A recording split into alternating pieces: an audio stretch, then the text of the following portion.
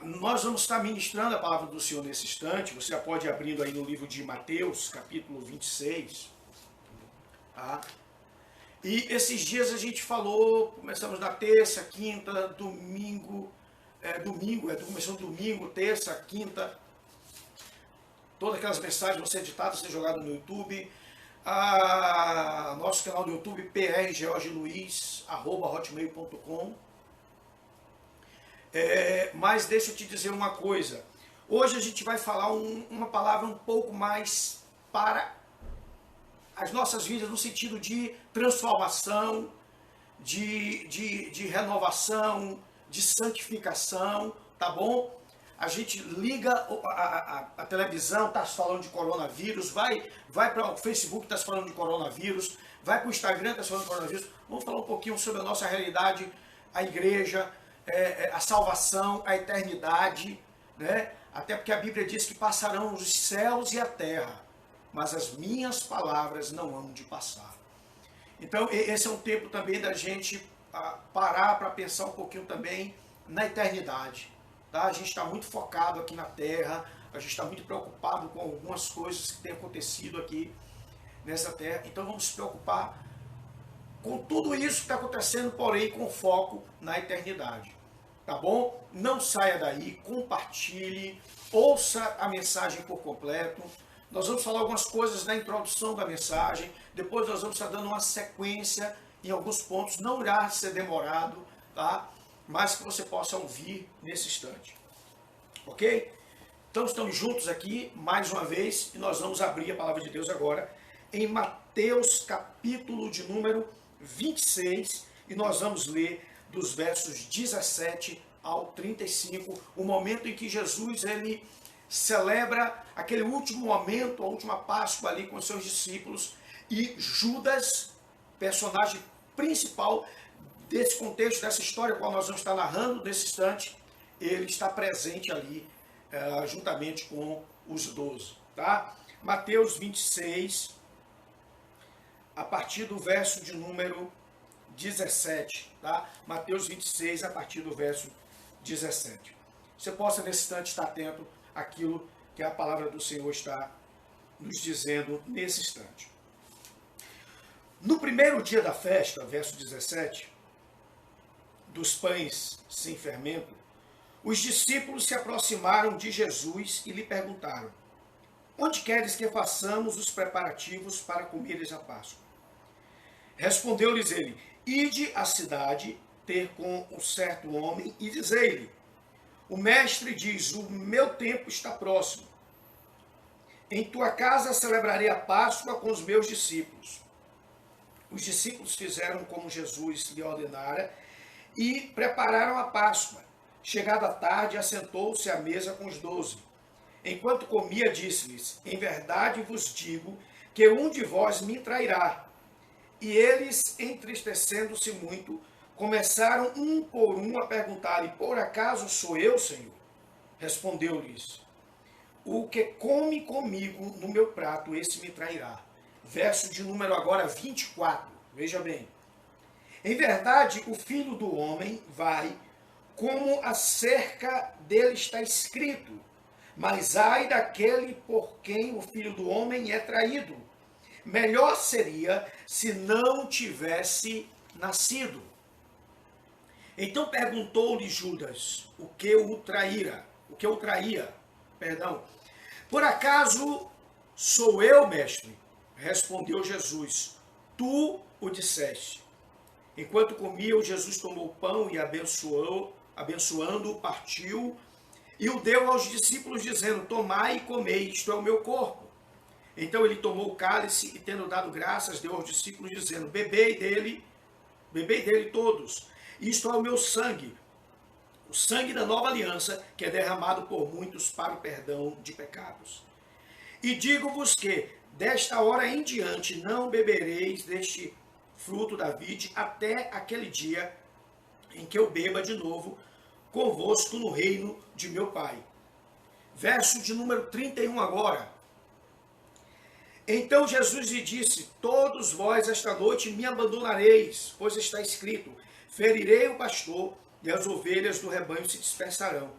Depois de ressuscitar, porém, irei adiante de vós para a Galileia. E Pedro lhe disse, ainda que todos te abandonem, eu nunca te abandonarei. Disse Jesus, em verdade te digo que, nesta mesma noite, antes que o galo cante, 3 vezes me negarás. Disse-lhe Pedro, ainda que me seja necessário morrer contigo, nunca te negarei. E todos os discípulos disseram o mesmo. Amém? Que o Senhor aplique a sua palavra lida aos nossos corações e que Ele nos dê entendimento para compreender a sua palavra. Iremos falar nessa noite sobre viva a simplicidade do Evangelho. Como eu disse, nesses dias nós falamos sobre esse vírus que está assolando, sobre o cuidado de Deus, sobre a necessidade de arrependimento, sobre o controle de Deus sobre as nossas vidas. Mas a palavra que o Senhor soprou no nosso coração dentro desse texto, ele traz como esse tema: viva a simplicidade do Evangelho. Nesse contexto, nós vimos Jesus servindo a última ceia, e ali estava Judas, juntamente com os 12. E Jesus diz, um de vocês irá me trair. E Judas, então, ele toma a frente e pergunta, por acaso sou eu? E há um momento em que Jesus vai olhar para ele e vai dizer, você está dizendo, você falou isso. Confirmando, e eu fico imaginando como Judas se porta naquele momento. Quando ele ouve Jesus olhar para ele e dizer, olha, é você realmente? E a Bíblia diz que Jesus, então, ele molha o pão, e outro evangelho vai dizer que ele dá aos discípulos, e quando ele dá a Judas, diz que o inimigo entra nele, Satanás entra nele, e Jesus diz, o que você tem para fazer, faz-o depressa. E ele, então, ele sai, porta fora, e vai, então, para cometer os seus delitos. O outro momento, então, Jesus está com os discípulos, vai para o Monte das Oliveiras, e ali ele diz para eles, ainda hoje vocês vão me abandonar, vocês vão me deixar só. E Pedro diz, eu não farei isso.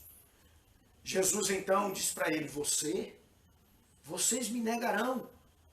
Está escrito, ferirei o pastor e as ovelhas serão dispersas. E a Bíblia diz, Pedro, eu não farei isso. Mas Jesus diz, o galo ele vai cantar. E ao cantar você estará me negando. E aí Pedro, naquele momento que a gente sabe, quando Pedro nega, o galo canta e Pedro lembra das palavras de Jesus. Mas é nesse contexto que nós vamos meditar nesse tempo. Viva a simplicidade do Evangelho. Esse é um tempo de mudanças. Olha nós aqui. Eu ministrando aqui, você aí na sua casa. Outras semanas nós estávamos no templo. Estamos tudo mudado.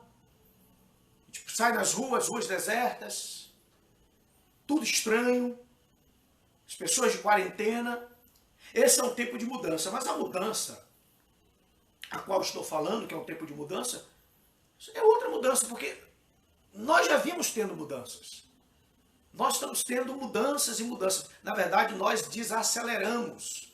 Nós estávamos andando acelerados.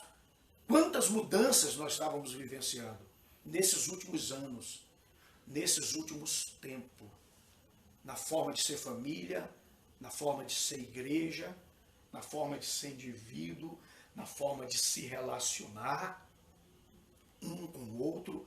Então nós vivemos um tempo de mudança. E eu comecei a pensar nesses dias, eu estava meditando na palavra e pensando nas muitas mudanças sofridas pelo mundo, que o mundo tem vivenciado. E aí eu percebi o seguinte, o que foi que nós mudamos? Para pensar um pouco. O que foi que a gente mudou nesse tempo? Porque as mudanças que nós estamos falando agora são essas mudanças da quarentena. A gente não sai, a gente não vai ao templo cultuar, a gente não vai ao trabalho, a gente não sabe quando tudo isso vai terminar.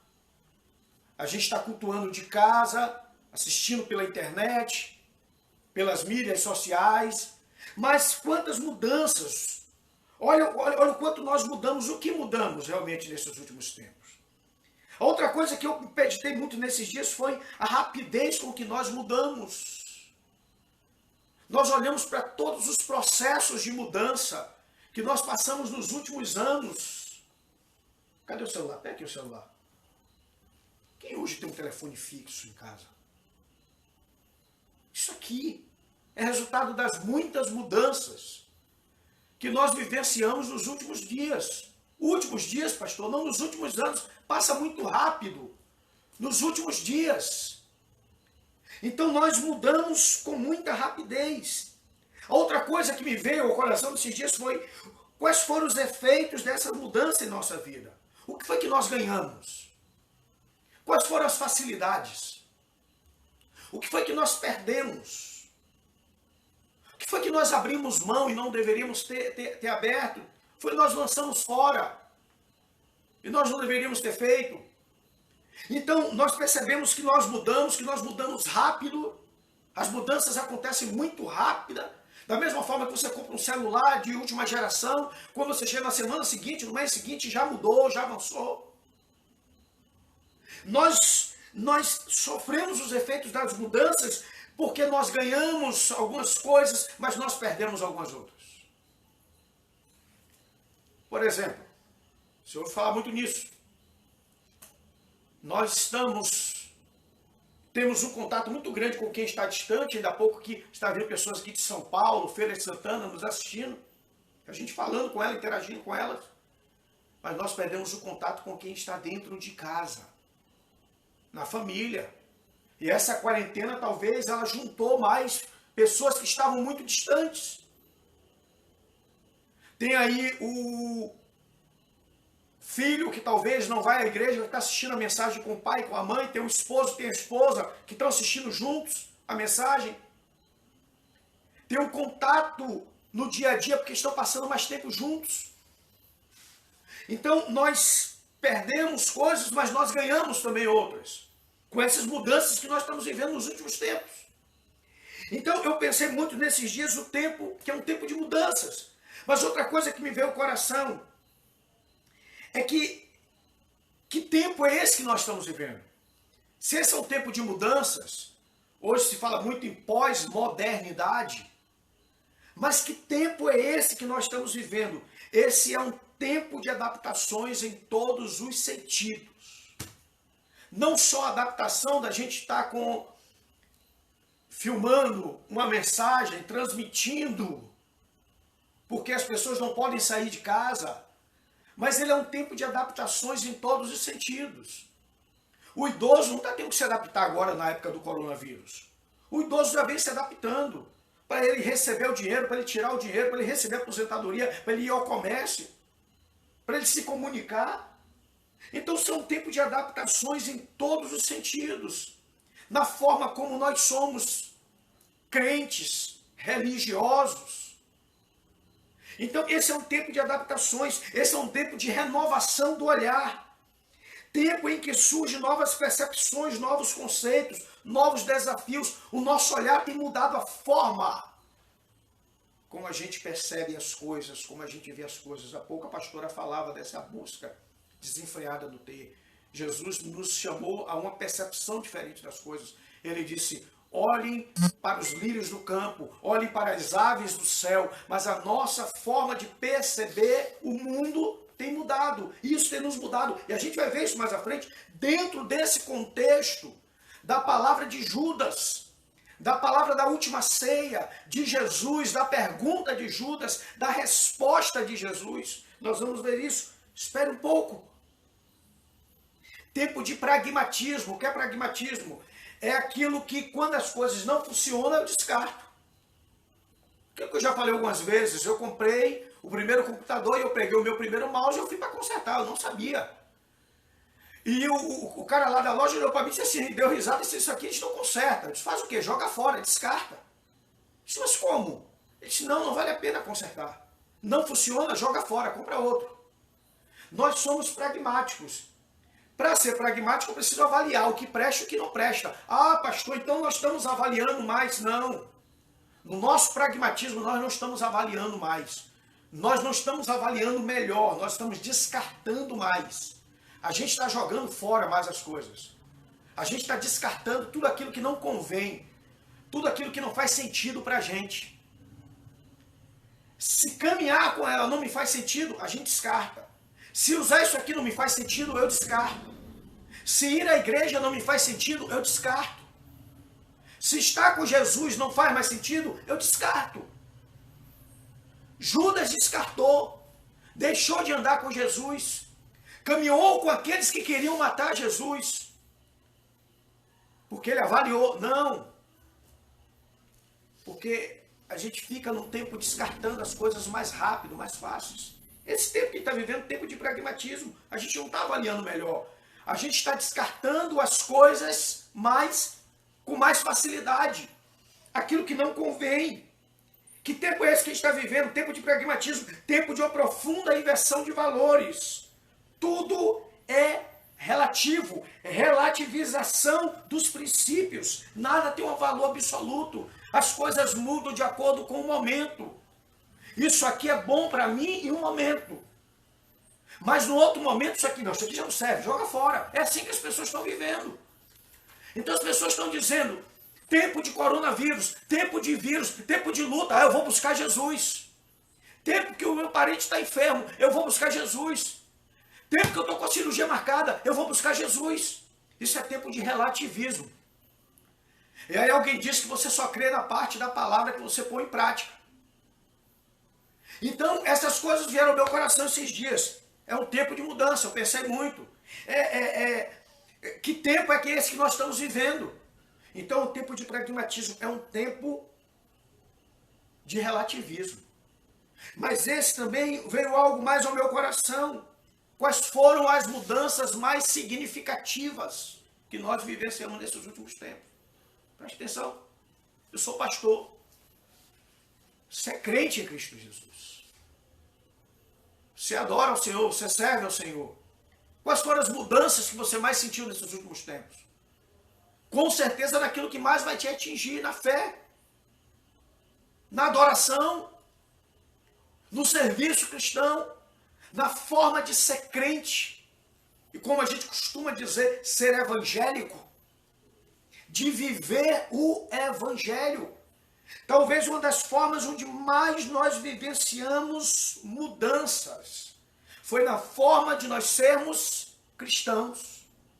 Por quê, pastor? Porque o evangelho não muda. Lemos a princípio, Paulo disse, o evangelho é o poder de Deus para a salvação, para a transformação de todo aquele que nele crê. Então o evangelho não muda, você está entendendo isso? O evangelho ele não muda, o evangélico muda. Mas o evangelho ele não muda. Então esse é um tempo de mudanças significativas. Eu falei de celular, eu falei disso, daquilo, mas a mudança a qual nós estamos falando nessa noite que nos atinge é a mudança, nós como adoradores, como crentes, como cristãos, como evangélicos, como religiosos, seja lá como você desejar chamar ou quiser ver. Então, nós sofremos essas mudanças. Nós passamos por essas muitas mudanças. Agora, deixa eu te dizer uma coisa. Como é que tudo isso aconteceu? Como é que a gente vivenciou essas mudanças? Principalmente no meio evangélico. Na forma de sermos crentes. Porque eu estou falando de...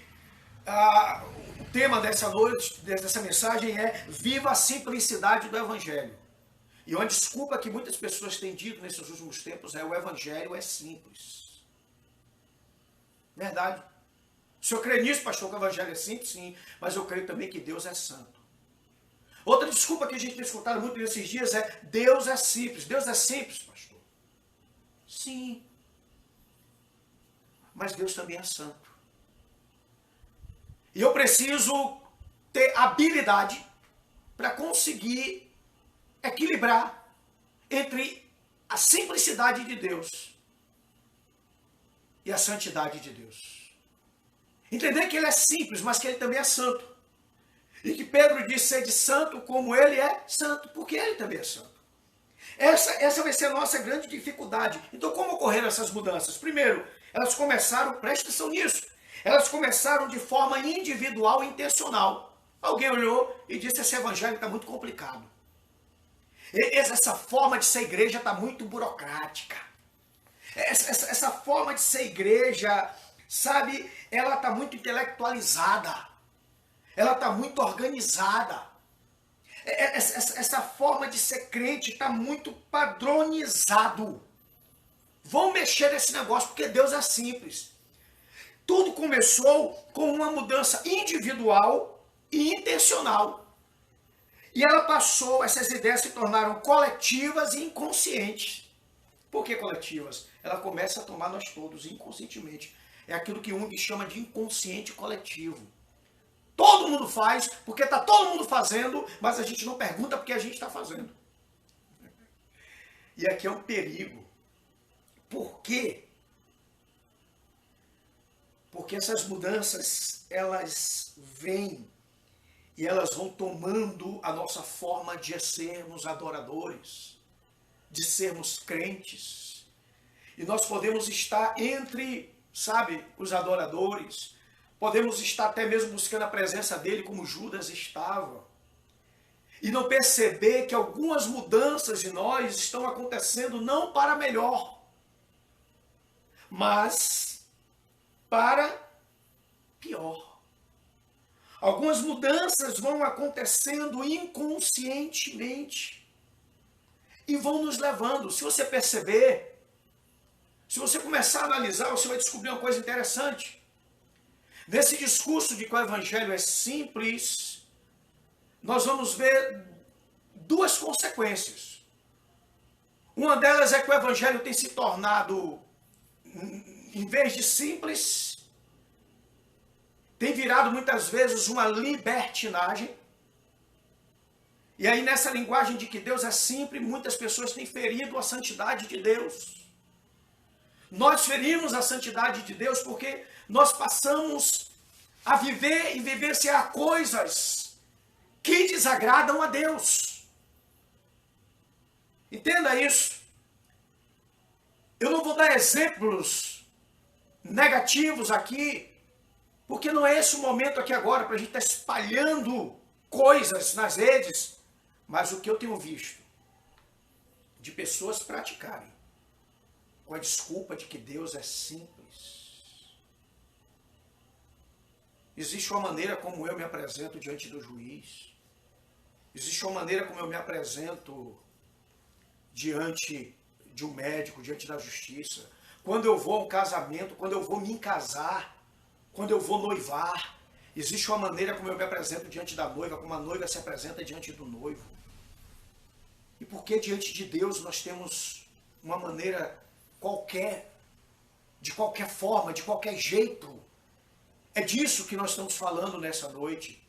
É que nós não percebemos em muitas maneiras como nós fomos mudando a nossa forma de se apresentar diante de Deus, a nossa reverência para com Ele, quando nós estamos em uma oração, quando nós estamos no momento de adoração com a música, como nós nos apresentamos diante de Deus.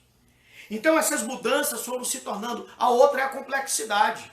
Nessa linguagem de que Deus é simples, eu já cheguei a igrejas que eu não sei como é que eu dou a paz do Senhor.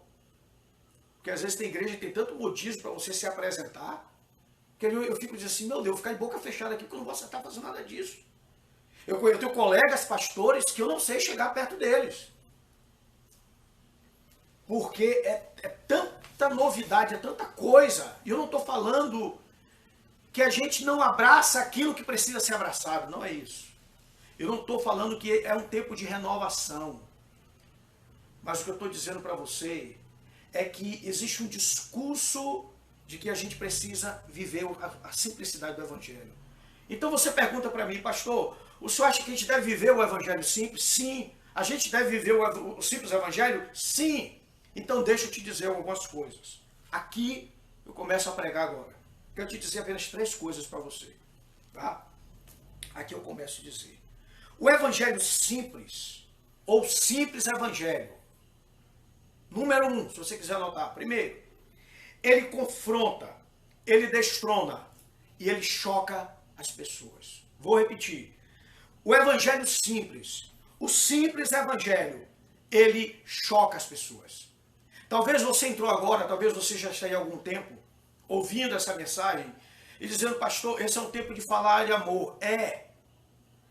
Esse é um tempo de a gente cuidar, da gente amar, da gente ter carinho.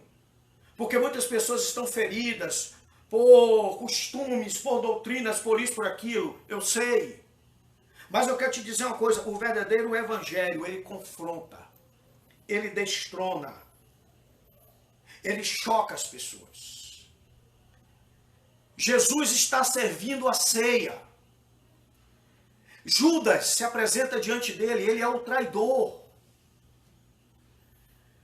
E Judas pergunta para Jesus, por acaso sou eu que vai lhe trair? Jesus diz, um de vocês irá me trair. E Judas faz a pergunta, que é a porta aberta para Jesus então declarar sobre ele. Judas pergunta para ele, por acaso sou eu? Jesus diz, você está dizendo.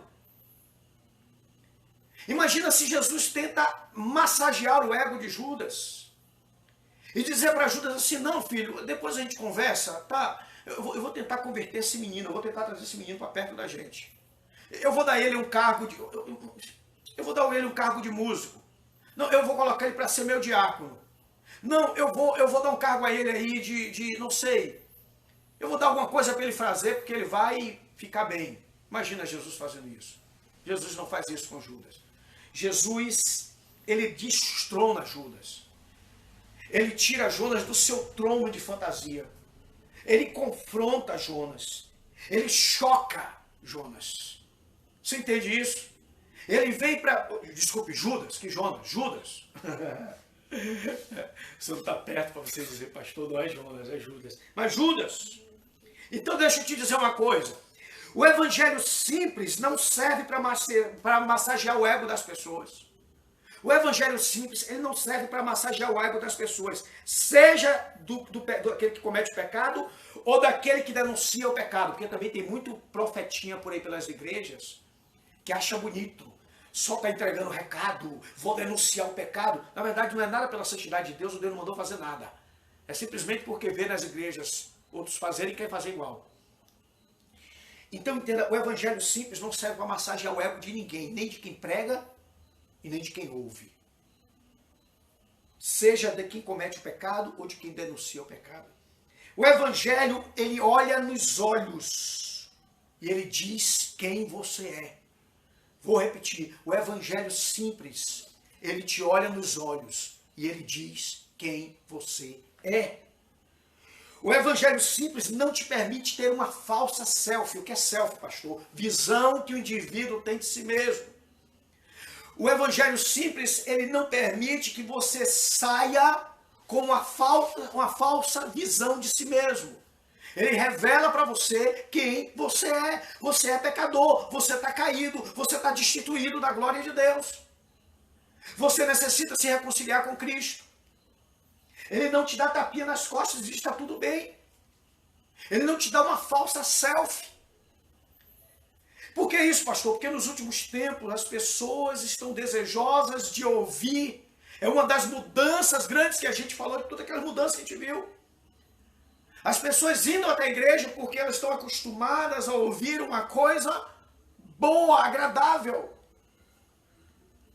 Mas o evangelho simples, ele destrona, ele confronta, ele choca as pessoas. O evangelho é confronto antes de ser conforto. As pessoas querem serem confortadas antes de serem confrontadas. Você tem que ser confrontado para você ser confortado.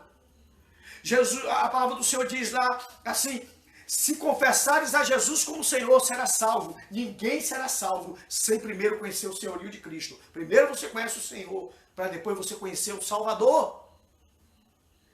Jesus disse, vinde a mim os cansados e oprimidos, e eu vos aliviarei. Ele diz, tomai sobre vós o meu jugo, tomai sobre vós o meu fardo. Porque o meu jugo é suave, o meu fardo é leve. Mas ele não disse que você ficaria sem jugo nem sem fardo. Ele diz, eu tiro o jugo do mundo, eu tiro o fardo do mundo, mas eu coloco o meu. Você entende isso? Você está entendendo isso? Então, o evangelho é confronto antes de ser conforto. O simples evangelho, ele destrona, ele choca. Jesus diz, louco, louco, hoje pedirão a tua alma. Imagina, estou ouvindo isso. Louco, hoje pedirão a tua alma. E o que você tem preparado para quê? O evangelho confronta, o evangelho destrona, o evangelho choca as pessoas. Eu pensei que o senhor ia falar sobre resiliência, vencer a luta contra o coronavírus. Eu vim falar sobre as muitas mudanças que têm acontecido. E que inconscientemente, naquilo que Jung fala, o inconsciente coletivo, todo mundo vai caminhando. A gente vai se afastando da presença dele. Mas nessa noite o Espírito de Deus quer nos atrair para perto. Ele não quer que você caminhe como Judas, que estava entre os 12, mas não pertencia a ele. E o outro Judas vai dizer, saíram do meio de nós porque não pertencia a nós, porque se pertencesse, não teria saído nunca. Então, queridos, o evangelho simples confronta, choca as pessoas. 2, o evangelho simples não se interessa por aquilo que você faz. Oi? Mas por quem você está se tornando, por aquilo que você está se tornando. O evangelho simples não se interessa por aquilo que você faz, seja pecado ou talentos.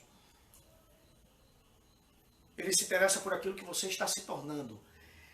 Pegue qualquer especialista no assunto, pessoa, ser humano, e ele vai falar sobre Judas, e ele vai dizer que Judas, dentre os 12, era o mais capacitado para ser apóstolo. Intelectualmente falando, no sentido de talentos, capacidade, era Judas. Mas espiritualmente, era o menos incapaz. Então entenda, o evangelho simples não se interessa por aquilo que você faz. Pastor, estava cantando na banda lá do secular, faz um sucesso, sabe pegar o instrumento, sabe fazer o instrumento falar. Bota ele para tocar. Oh, não! Pastor, mas eu tenho muitos talentos. Eu sei fazer teatro, isso me leva para a tua igreja. Se converte primeiro. Jesus não está interessado nos teus talentos. Jesus está interessado no que você está se tornando. Se aproxima dele para a transformação, para a salvação. Judas estava entre eles, talentoso, sábio, era o tesoureiro da turma. Mas Jesus sabia que a transformação de Judas estava sendo para pior. Talvez Judas fosse zelote. Dentre os fariseus tinha uma ala mais radical, que era os zelotes, e a palavra zelo. E eles não perseguiam, era os inimigos de fora, não. Eles perseguiam os de dentro, aqueles que achavam que eram traidores, que não concordavam com eles. Eram os terroristas da época, eram os zelotes. E Judas está ali com Jesus, ó. Entre ele ali, ó, só Jesus. Mas sou eu que vou lhe matar, sou eu que vou lhe trair. Jesus disse para ele, você que está dizendo. Esse é Judas. Então entenda, o evangelho simples não se interessa por aquilo que você faz, não. Você sabe fazer, você é talentoso, você sabe falar. Ah, mas se eu fosse pregador, pastor, eu saberia pregar muito bem, porque eu falo muito bem. Tá, mas não é isso que Deus quer. Deus está interessado naquilo que você está se tornando. Porque Ele é o oleiro e nós somos o barro. E Ele quer nos moldar. Ele quer nos transformar. Mas pastor, tem até aquele pregador, tem até aquele palestrante, tem aquela pessoa que tem boas intenções. A intenção dele é boa. O inferno está assim de boas intenções. Tem muita gente com boas intenções indo para o inferno. Tem muita gente com boas intenções atraindo multidões para o inferno. Sabia disso? Pessoas atraindo pessoas para o inferno, com boas intenções. Mas entenda uma coisa. Romanos 8, 29 diz que aquele que de antemão nos conheceu, nos predestinou para sermos conforme a imagem do seu Filho Jesus. Qual é o desejo de Deus para a minha vida? Qual é o propósito? Que eu me torne parecido com Jesus. Que eu seja transformado em imagem dele. Essa é a visão. Por fim, o evangelho simples confronta, destrona. Ele choca as pessoas.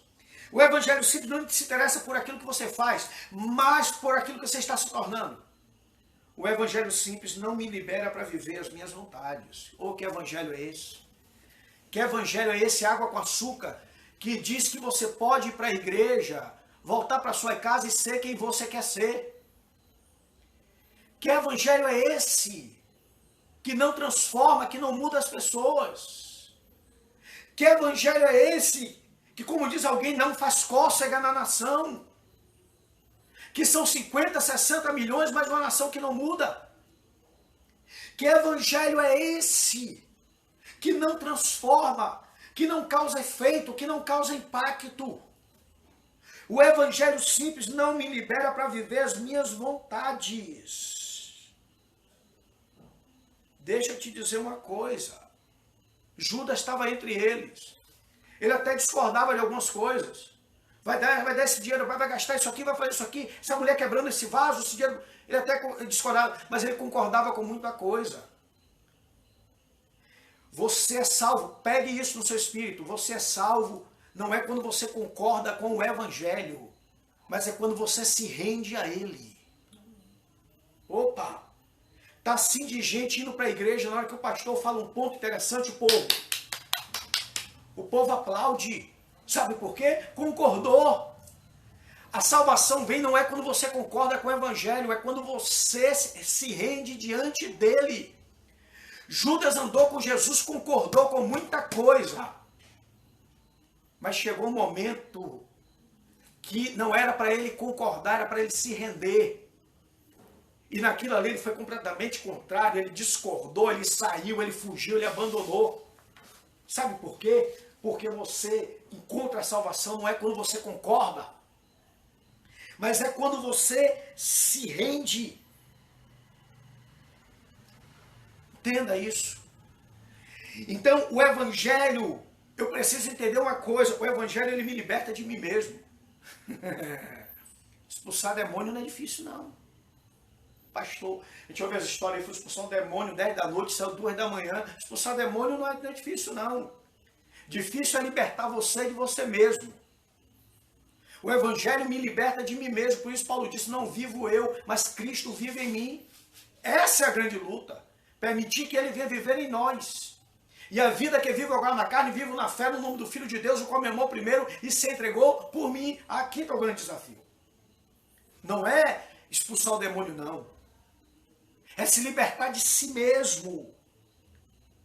O evangelho simples, pastor, mas tem que fazer alguma coisa para esse menino não desviar, pastor. Tem que fazer alguma coisa para essa menina não desviar. O evangelho simples não impede que eu retroceda. Judas retrocedeu, Jesus olhou para ele e disse assim, o que tem para fazer, faça depressa. Sou eu que te traio, você está dizendo. O evangelho simples não impede que você retroceda. Ei, o evangelho simples não vai ficar fazendo mascaração para você não sair da igreja. O evangelho simples não vai ficar barganhando para você entregar o seu dízimo, a sua oferta. Eu não gosto de estar falando sobre esse negócio, assunto de dízimo, oferta aqui. Estou citando exemplo. A igreja não vive disso. Só um exemplo, pelo amor de Deus. O evangelho simples, ele não barganha para você usar os seus talentos. O evangelho simples não barganha para você não ir embora. Não. O evangelho simples não é concordância, é rendição. Eu conheço pessoas que já leram essa palavra várias vezes, que concorda com muita coisa que tem aqui. O problema é que não se rende diante dela. Pelo contrário, tem um monte de coisa aqui que eu não concordo. Pastor, você está falando heresia? Não. Você está pensando que é fácil ouvir o que Jesus disse, se alguém der um tapa, vira ao outro lado? Você está pensando que é fácil quando Jesus manda perdoar, orar pelo inimigo? Meu lado carnal? Tem coisa que para concordar que é difícil. Agora, eu me rendo a essa palavra. Eu me rendo. Eu me rendo a ela. Tem um bocado de coisa que a minha carne quer, mas essa palavra diz que não é para mim. Eu me rendo a essa palavra. Agora, você não pode ficar só vivendo de concordância. Porque tem um monte de gente que concorda, mas não se rende. Esse evangelho simples E esse simples evangelho que a gente tem que viver, pastor. Mas ele te confronta, viu? Ele te destrona. Ele diz para você quem você é. Louco, hoje pedirão a tua alma. Esse evangelho diz que você é. Ele não te dá uma falsa selfie, uma falsa imagem de si mesmo. Esse evangelho, ele revela quem você é. Esse evangelho, ele não barganha com seus talentos, ele não está interessado com o que você faz, ele está interessado com o que você está se tornando. Talentoso na igreja, mas não está rendido, não adianta de nada. Esse evangelho, ele te confronta, porque ele não quer apenas que você concorde, mas ele quer que você se renda a ele. Amém? Essa palavra que o Senhor colocou no nosso coração. Viva a simplicidade do evangelho. Viva a simplicidade do evangelho, mas lembre-se de uma coisa. Os evangélicos mudam, mas o evangelho não. O evangelho continua o mesmo. O evangelho continua sendo o poder de Deus para a salvação de todo aquele que nele crê. E quem quiser beber dessa palavra vai ser confrontado. Quem quiser beber dessa palavra vai ter que se render diante dela. Quem quiser beber dessa palavra verdadeiramente vai encontrar a vida eterna. Amém? Que você possa se render a essa palavra. Que você possa estar rendido diante dessa palavra. Que Deus te abençoe em Cristo Jesus.